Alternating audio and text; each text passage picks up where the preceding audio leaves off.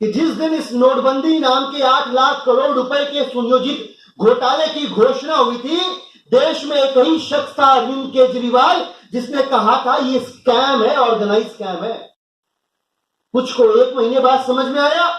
और कुछ को 1 साल बाद समझ में आया और कुछ को अब समझ में आ रहा है कि अरविंद केजरीवाल, दिल्ली के माननीय मुख्यमंत्री, शब्द सही थे जब उन्होंने ये कहा कि आजाद हिंदुस्तान का 8 लाख करोड़ रुपए का सबसे बड़ा घोटाला है। मैं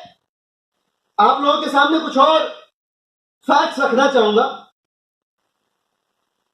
और उन फैक्ट्स के पहले के जो क्लेम्स है वो भी बताना चाहूंगा। क्लेम यह किया गया था कि नोटबंदी अगर होगी तो इससे आम आदमी का जो हाथ है वो भ्रष्टाचार से लड़ने में, काले धन से लड़ने में और नकली नोटों की समस्या से लड़ने में मजबूत होगा, ये दावा किया गया था। हकीकत क्या है भाई? हकीकत यह है कि जो करेंसी सर्कुलेशन में थी 13.1 लाख करोड़ रुपए की मार्च 2017 तक, यह बढ़ के 18 लाख करोड़ रुपए हो गई 2018 में, जो कि एक किस्म से देखा जाए तो 38% का इंक्रीज था। तो अपने को बचाने के लिए लगातार गोल पोस्ट शिफ्ट करके देश की जनता को मूर्ख बनाने वाले माननीय मोदी जी ने जो वायदा किया था कि 50 दिन दे दो, नहीं तो किसी चौराहे पे जिंदा जला देना, तो माननीय मोदी जी से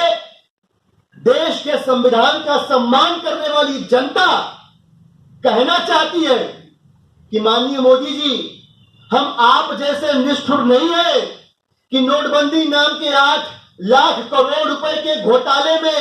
150 लोगों की जान जाने के बावजूद भी जिसका दिल नहीं पिघला, कम से कम इस घोटाले का पर्दाफाश होने के बाद किसी एक चौराहे पर आकर अपनी इस गिरी हुई हरकत के लिए,